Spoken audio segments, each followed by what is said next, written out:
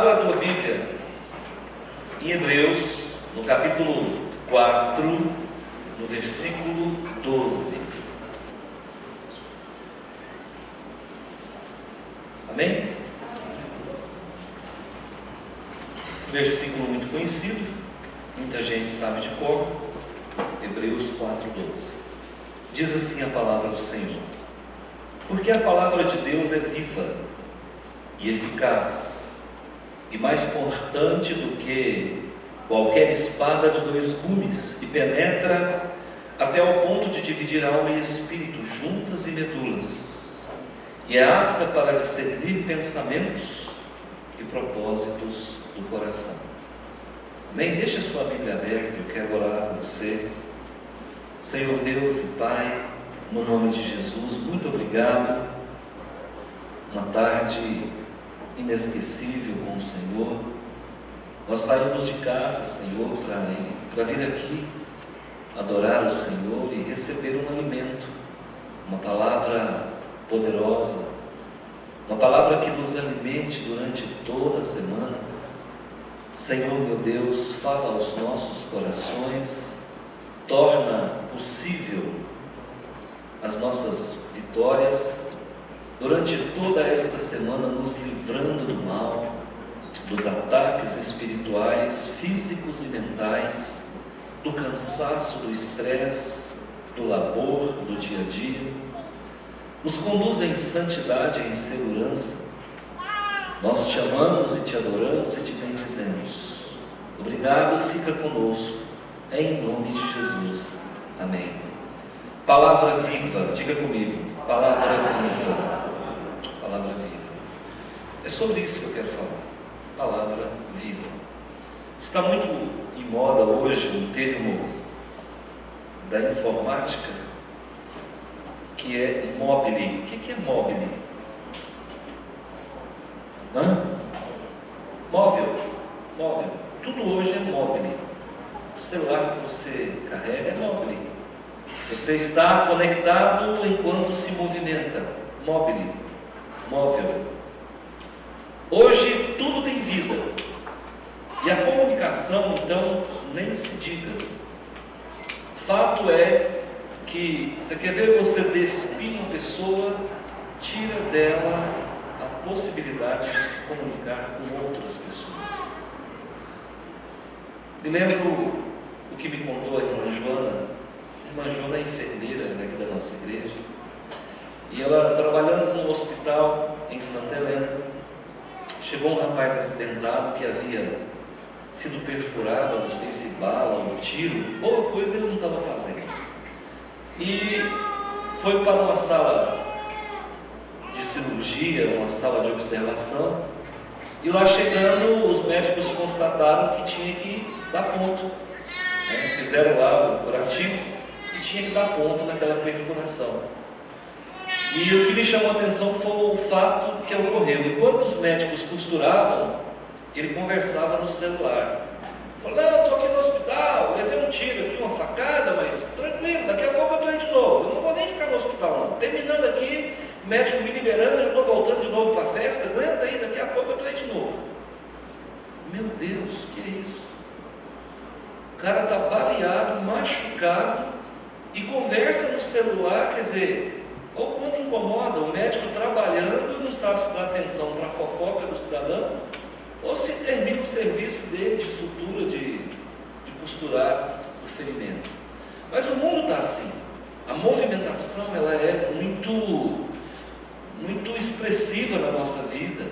E hoje a comunicação é tudo. A comunicação hoje ela é visual. A comunicação hoje ela é auditiva, a comunicação ela é através do tato, a comunicação é através dos 5 sentidos que nós temos, faz parte da nossa vida se comunicar, até mesmo calado você se comunica. Eu, enquanto prego, eu posso observar que as pessoas estão se comunicando comigo, uns sim, outros querendo dormir, outros coçando a cabeça, outros com pensamento... está viajando, está planando, mas a gente percebe que há uma comunicação. Com relação à palavra de Deus, será que sempre houve, ao longo dos 4.000 anos de história da igreja, do Velho Testamento, do Novo Testamento, será que sempre houve uma Bíblia bonitinha assim? Será que os nossos antepassados tinham acesso a alguma coisa tão bonita como essa, bem feita, produção em série? Claro que não, irmãos. No passado, a comunicação se dava, a igreja funcionava através de transmissão oral. Seria o mesmo que eu chegar aqui, recitar o versículo decorado e ninguém abrir a Bíblia, e eu dissertar e falar e transmitir conhecimento da parte de Deus sem a leitura de nenhum livro. Pois bem, isso chamava-se tradição oral. Por quê? Porque o povo era analfabeto, as pessoas eram tribais, não havia uma cultura grafada, sistematizada. Então, no passado, irmãos, a tradição ela era 100% oral. Quando Moisés veio a escrever o livro de Gênesis, ele veio a escrever 1400 antes de Jesus. Então, a história da escrita da palavra de Deus começou a acontecer de 3.400 anos para cá. Antes disso, tudo era verbal.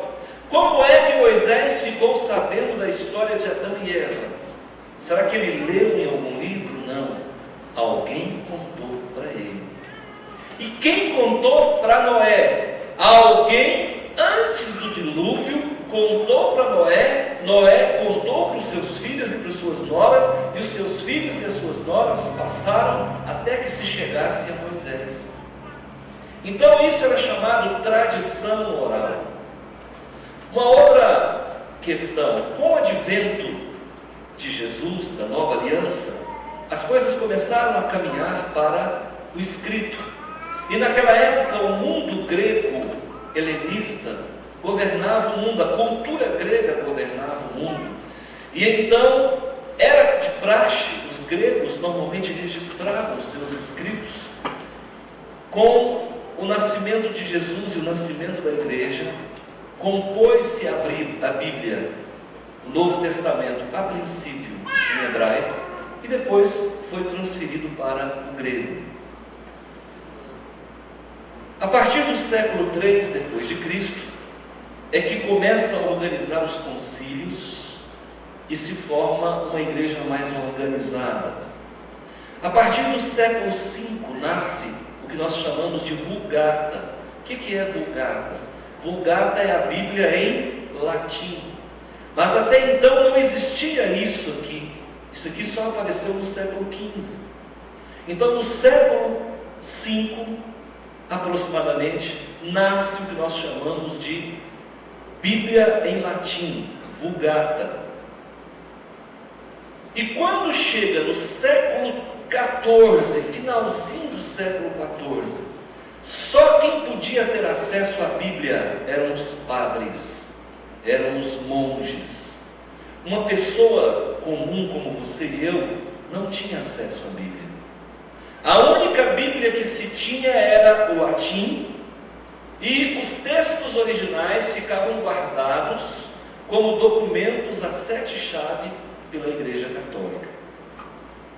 Quando chega no século XIV, em 1383 aproximadamente, 87, não me lembro bem, um homem chamado John Wycliffe, um inglês, vinha num processo de tradução da Bíblia do latim para o inglês, porque a única língua que tinha a Bíblia era o latim. E esse padre, chamado John Wycliffe, entendeu que ele, como inglês, ele precisava de uma Bíblia em inglês.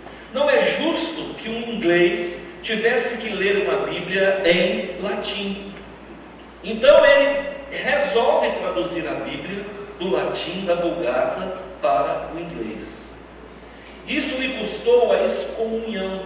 Ele foi excomungado da igreja, ele foi condenado ao inferno, porque ele traduziu a Bíblia do latim para o inglês.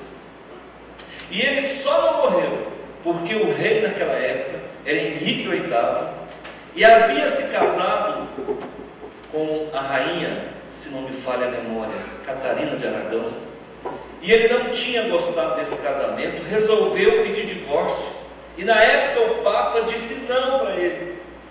Por conta disso ele ficou magoadíssimo, e ele falou: bom, então vocês não vão me dar o divórcio, eu também vou proteger o Wycliffe, porque ele é inglês e ninguém põe a mão nele. Por conta disso é que John Wycliffe conseguiu se manter vivo. E aí então nasce a tradução em inglês. Meses depois ele tem um ataque, um derrame cerebral e vem a morrer. Fica 2 Bíblias. Isso no final do século XIV. A Bíblia latina e a Bíblia inglesa. Depois vem uma outra tradução, que é a tradução também inglesa do rei James. Depois vem uma outra tradução, que é a tradução para o alemão do Martinho Lutero. Nós já temos 4 traduções. E hoje, irmãos, nós temos dezenas e dezenas de traduções da palavra de Deus. Só a partir do século XV é que começou a se fabricar Bíblia através da imprensa de Gutenberg, a partir do século XV. Até então não havia uma Bíblia assim, tudo era feito manual, então dava um volume muito grande, era difícil fazer Bíblia. Hoje não, você chega em qualquer livraria evangélica ou não, você encontra uma Bíblia dessa para comprar por 80, 50, 100 reais, você sai com a Bíblia dessa na mão. Amém, irmãos? Quantas pessoas correram risco de vida e perderam até a sua própria vida para poder produzir isso para nós? A Bíblia, a palavra de Deus, ela é viva. E o que é que nos diz aqui o texto? A palavra de Deus é viva e eficaz e mais cortante do que qualquer espada de 2 gumes, a ponto de penetrar na divisão da alma e do espírito, da junta e da medula. Ela é apta para discernir pensamentos e propósitos do coração. A palavra de Deus, ela é viva, ela não para. De tradição oral passou para pergaminho, para papiro. De papiro passou para uma Bíblia manual feita pelas mãos e depois feita pela imprensa, traduzida inicialmente do grego para o latim e agora traduzida praticamente para todos os idiomas. Por quê, irmãos? Porque a Bíblia é a palavra de Deus. Vocês se lembram que a semana passada nós falamos sobre a palavra de Deus. E Deus tem colocado no meu coração para nós falarmos sobre a palavra de Deus. E o culto das 5h30 tem sido premiado. Eu tenho sentido mais de Deus para falar para vocês. Não que o outro culto não seja importante, mas eu vejo que esse culto é um ambiente mais propício para a gente trabalhar mais fundamentos da palavra. Então, a palavra de Deus, ela é importante. A partir do século XIX veio a universalização do ensino. Essa história de sala de aula cheia de pessoas, com um professor apenas, ela veio a se massificar a partir do século XIX. Então hoje nós universalizamos o ensino. Hoje toda criança tem direito à escola. O governo está com um projeto de agora a criança ir para a escola com 4 anos de idade. Daqui uns dias você vai ver criança com 4 anos de idade indo para a escola. Só falta isso, irmãos, o governo entender que precisa pregar a palavra de Deus para as crianças. Nós precisamos orar para que o governo, para que os governantes entendam que a palavra de Deus é viva e ela é eficaz. É importante que eles entendam que a palavra de Deus é útil para o ensino, para a correção, para a educação na justiça, a fim de que todo homem seja perfeito e perfeitamente habilitado para toda boa obra. Então, eu quero começar com os irmãos dizendo assim: qual o valor que você tem dado à palavra? Ela tem sido primeira na tua vida? Quando você sai de casa, você ouve o horóscopo ou você lê a Bíblia? Quando a gente era do mundo, normalmente se ouvia dizer ou se falava: não, espera um pouquinho que o Omar Cardoso vai falar. Quem lembra do Omar Cardoso? Depois do Omar Cardoso, eu saio de casa. Não, espera um pouquinho que a professora Yara Ramos vai falar. Quem lembra da Yara Ramos? Aí o pessoal já lembra mais, né? Mais próximo, né? E aí, irmãos, deixa eu falar uma coisa para você. Como é que estava o seu signo? Você é do primeiro decanato, do segundo decanato? Qual é o teu signo? Ah, eu sou do signo de Escorpião. Não, as pessoas de Escorpião são assim, são assado negativo, irmãos. A astrologia, ela vem de ensinos de demônios. Talvez você não saiba a origem da astrologia, mas a astrologia veio ao conhecimento do ser humano, trazido por anjos que corromperam o conhecimento humano. Há indícios de que a astrologia são ensinamentos de demônios, de anjos, anjos caídos. Agora, o que nós precisamos fazer? Olha, eu não saio de casa sem primeiro ler a palavra do Senhor. Olha, eu não saio de casa sem primeiro meditar no pão diário. Eu não saio de casa sem primeiro deslizar minhas lindas retinas na palavra do Senhor. Isso deve ser o nosso comportamento. E qual que é o papel do pastor Antônio? Formar opinião nesse sentido. Irmãos, para que eu estou aqui? Eu estou aqui para servir de modelo, para ser referência, para ser um testemunho vivo de quem faz. E quando eu digo faça, eu não estou dizendo faça o que eu digo e não faça o que eu faço. Eu estou lhe dizendo faça o que eu faço, porque é assim que funciona a minha vida. E funciona mesmo.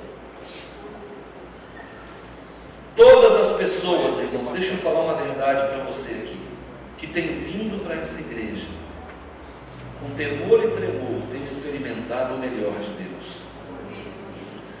Tem alguns irmãos que foram abençoados aqui e que vieram de outras igrejas, estão sendo abençoados. Eu tenho acompanhado, não consigo acompanhar todas as vidas, mas procuro acompanhar. E eu tenho visto que essas pessoas que começaram a caminhar de acordo com a palavra, Deus tem operado. Tem um irmão que ele vai vir no próximo culto, está mais difícil convencê-lo a dar o testemunho do que ser abençoado. E hoje eu falei para ele, irmão, pelo amor de Deus, dá esse testemunho. Pastor, mas eu tenho que dar o testemunho. Dá um testemunho, meu irmão. Glorifica a Deus. Quando você testemunha, você está dando glórias ao Senhor. É preciso que a gente exalte o nome dEle, e uma das formas de exaltá-lo é dizer o que Ele tem feito. O irmão me ganha um carro e não quer testemunhar, irmão. O irmão tem visto a prosperidade entrar na casa dele e ele não quer testemunhar, irmãos. O irmão tem experimentado uma vida melhor com Deus em todos os níveis e não quer testemunhar? Não, irmãos, nós temos que glorificar o nome do Senhor. Mas por que Deus tem feito isso nessa igreja? Tem feito isso nessa igreja porque aqui a gente tem pregado a palavra de Deus. Só por isso. Não tem que reinventar a roda. Esses dias eu liguei para o meu professor de teologia, lá em Londrina. Eu queria que ele viesse pregar aqui no final do ano, o pastor Vanderlei. O pastor Paulo veio, né, no aniversário da igreja. E aí ele falou, pastor Antônio, como é que está Rio Verde? Eu preciso conhecer Rio Verde, mas ele quer vir em Caldas Novas, eu sei muito bem. Eu falei, não, pastor Vanderlei, está tudo bem. Ele falou, porque você sabe que eu indo aí vou acabar chegando em Caldas Novas. Eu falei, sei, claro. Então, ele falou assim para mim, eu falei, pastor, aqui Deus tem dado um crescimento maravilhoso para nós. E ó, pastor, ele não precisa, ele falou assim, eu já sei, não precisa inventar, é só pregar o que a Bíblia manda, não é? Eu falei, é. Ele falou, justamente, se você fizer o que a palavra de Deus ensina, ensinar a Bíblia para as pessoas, não precisa de mais nada. A igreja cresce, o povo é abençoado, o povo é curado, o povo não fica atrás de vãs filosofias, o povo começa a tomar posse das bênçãos. Por quê? Porque a gente está agindo com honestidade e as pessoas têm buscado verdade. Então vamos lá, vamos pontuar a nossa mensagem. Primeiro, a palavra de Deus é viva e eficaz. Porque não adiantaria ser viva e ineficaz. E não adiantaria, irmãos, ser morta e eficaz. Para que seja eficaz, é preciso que a palavra seja viva. Viva por quê? Porque ela não volta vazia. Viva por quê? Porque a palavra de Deus é verdade desde o princípio. E todos e cada juízo de Deus permanece para sempre. Salmo 119, versículo 160. Irmãos, Toda a palavra de Deus é pura. Por quê? Porque ela é escudo para aqueles que nele confiam. Provérbios 35. A palavra de Deus é como adocicada ao meu paladar, é como mel à minha boca. Isso Salmo 119, 103. A palavra de Deus é pura. Toda a palavra de Deus é pura. Por quê? Porque ela é refinada em fornalha de barro, purificada 7 vezes. Então, por isso que nós devemos primar pela palavra de Deus. Queridos, ela é viva, ela vai produzir mudança na sua vida. Ela é viva, ela vai fazer com que você reflita melhor. Ela é viva, ela vai esquadrinhar o teu caminho. Ela é viva, ela vai dar parâmetros de conduta. Ela é viva, ela vai corrigir. Ela é viva, ela vai educar. Olha, ensina o teu filho no caminho que deve andar. Ensina o teu filho a palavra. Ensina o teu filho a congregar. Ensina o teu filho que há um caminho para seguir. E não é o caminho do homem, é o caminho de Deus. Então, quando nós começamos a fazer uso desse instrumento eficaz, desse instrumento com qualidade de vida, essa qualidade de vida sai das páginas das Sagradas Letras e passa a materializar resultados poderosos na nossa vida. Você não segue, irmãos, uma ladainha, você não segue uma palavra decorada apenas, você segue uma palavra que tem poder para transformar vidas e corações. É muito melhor, irmãos, nós estarmos no lugar onde a verdade é falada, do que onde 1000 profecias mentirosas são proclamadas. A palavra de Deus é eficaz, você sabe por quê?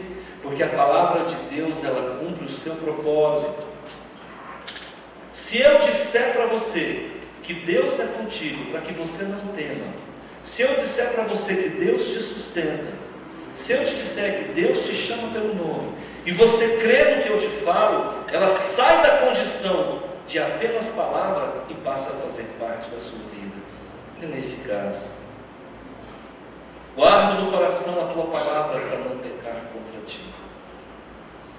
Então eu quero que você entenda isso, para que você comece a tomar posse das maravilhas das promessas que estão aqui na Bíblia. Ela é mais cortante do que qualquer espada de 2 gumes. A espada de 2 gumes, irmãos, é a espada romana. Os romanos inventaram a espada de 2 gumes. É uma espada que corta de um lado e corta do outro. A espada de 2 gumes, ela é tão eficaz na palavra de Paulo, se é que foi Paulo que escreveu o livro de Hebreus, ela é tão clara que ela diz, ela é mais cortante do que uma espada de 2 gumes. Se fosse nos dias de hoje, Paulo diria, a palavra de Deus é mais cortante do que um fio de navalha, a ponto de separar alma e espírito. Porque até então, preste atenção, irmãos, porque até então se achava que alma e espírito era a mesma coisa. Aí Paulo vem e traz um ensinamento poderoso, dizendo, olha, espírito e alma têm divisão, tem separação, não é a mesma coisa, e somente a palavra de Deus pode fazer essa separação. É por isso que Paulo, no nosso entendimento, era tricotomista. Paulo defendia que o homem é corpo, alma e espírito. E quando chega em Hebreus 4,12, ele diz, olha, a palavra de Deus pode separar alma de espírito. A palavra de Deus pode separar junta de medula. Se você não sabe o que é junta de medula, é só você comer um pescoço de frango que você vai saber. Você morde, rói e não tira a carne toda. E aí dentro do pescoço, lá toda a carne de frango, você vai ver que ainda fica um cordãozinho branco, aquilo é medula. A palavra de Deus é mais eficaz do que aquela chupada que você dá no pescoço para tirar a medula. Agora vocês entenderam, né? Verdade, irmão. Tem gente que vai comer pescoço de frango e chega a ficar roxo. A palavra de Deus tem poder para fazer o que você não dá conta. Separar junta de medula. A palavra de Deus, ela é apta para discernir o pensamento. Quantas vezes, irmãos, eu estou pregando e quando eu falo certa coisa eu vejo que o irmão está do lado, faz assim. Quem contou para ele? Quem falou para esse homem isso, gente? Ela discerne o pensamento da palavra de Deus. Há momentos aqui, irmãos, que eu falo uma coisa e o irmão fala: nossa, gente, é comigo que ele está falando. Por quê? Porque a palavra de Deus discerne o pensamento. Ela vai dentro da tua mente, dentro de um local, de uma estrutura, não sei qual bem, não sei se é o hipotálamo, não sei se é a epífise, eu não sei onde que está o seu pensamento localizado. Ela vai lá, e quando chega lá, ela fala: ó, aqui o problema aqui, ó. Onde é que ele está guardando o pecado dele? Naquele momento a palavra faz com que o pecado se evidencie, e a impressão que a gente tem é que todo mundo está olhando para a gente, quem contou não fui eu não, eu sou vítima também. Então, irmãos, isso é a palavra de Deus, apta para discernir pensamento. É a palavra de Deus que vai separar o joio do trigo. O que Jesus falou? Apartai-vos de mim, porque eu não vos conheço. E ele vai colocar os bodes à esquerda e as ovelhas à direita, pelo poder da palavra. A palavra de Deus diz que lá em Megido, na grande batalha, na última batalha, Deus vai vencer Satanás e o seu exército após os 1000 anos, apenas com o abrir da sua boca. Vai sair uma espada poderosa que vai matar todos os inimigos. Só a palavra consegue fazer isso. Ela é apta para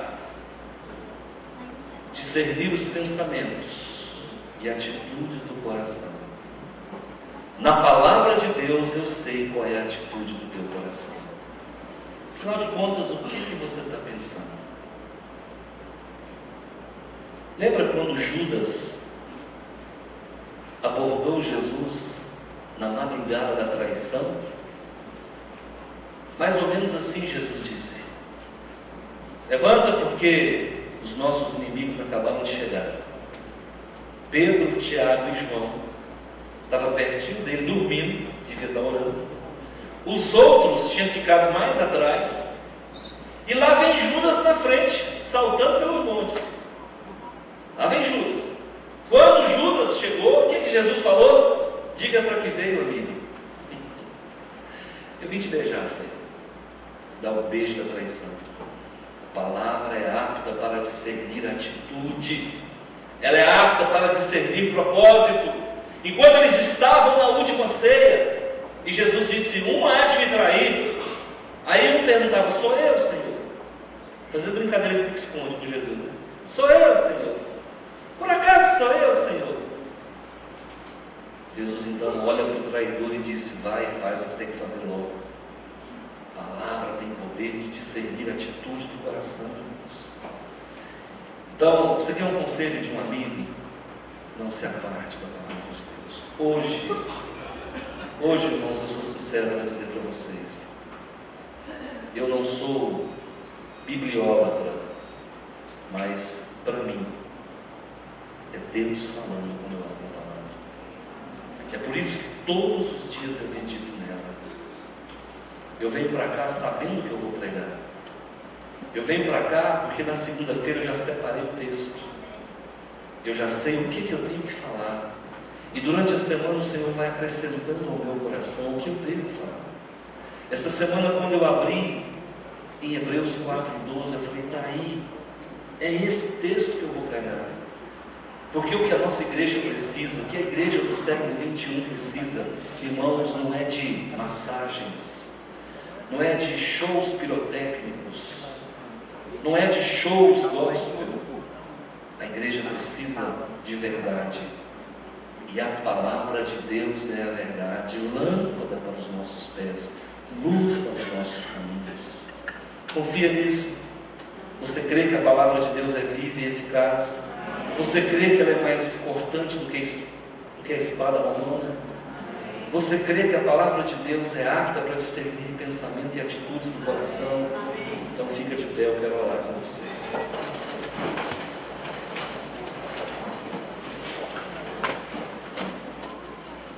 Deus é o meu refúgio, é o meu escudo, na sua palavra eu espero.